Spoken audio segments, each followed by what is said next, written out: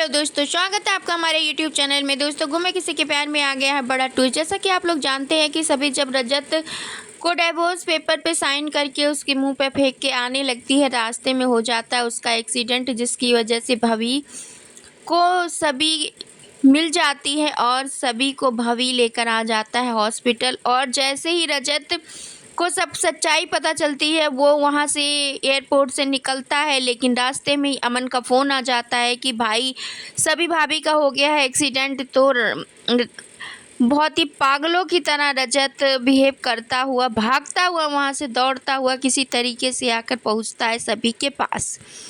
और जब वो हॉस्पिटल में जाकर पहुंच जाता है, तब वो कहता है मैं जाऊंगा सभी से मिलने। तभी भाभी रोक देता है, कहता है आप किस हक से तुम मिलने जाओगे, तुम तो अब उसको डिवोर्स दे चुके हो, तब तो तुम्हारी वो बीवी भी नहीं है। रजत वहाँ पे बहुत रोता है, गिड़गिड़ाता है, हाथ जोड़ता है, लेकिन भवी नहीं मानता है और कहता मैं तो किसी भी हालत में तुम्हें सभी से नहीं मिलने दूंगा। लेकिन तभी वहीं पे आकर कहते हैं डॉक्टर कि पेशेंट की हालत ख़राब हो रही है और घर का कोई मेंबर आकर उससे मिले।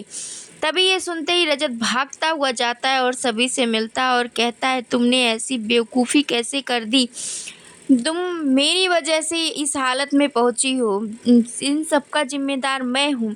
और अपने आप को बहुत ही ब्लेम करता है वहाँ पर रजत और कहता है कि अगर मैंने ऐसा बिहेव नहीं किया होता तो तुम वहाँ से भाग कर नहीं आती और तुम इस हालत में नहीं पहुँचती। मुझे माफ़ कर दो सभी, मुझे माफ़ कर दो।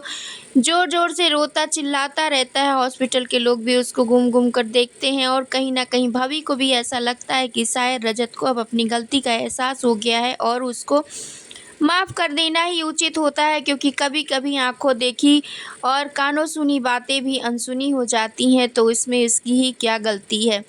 इसका ईगो हर्ट हुआ था, जिसकी वजह से ये सब कुछ सभी और उसकी फैमिली के नाम कर कर जाना चाहता था। बहुत ही यहाँ पर परेशान होता है रजत।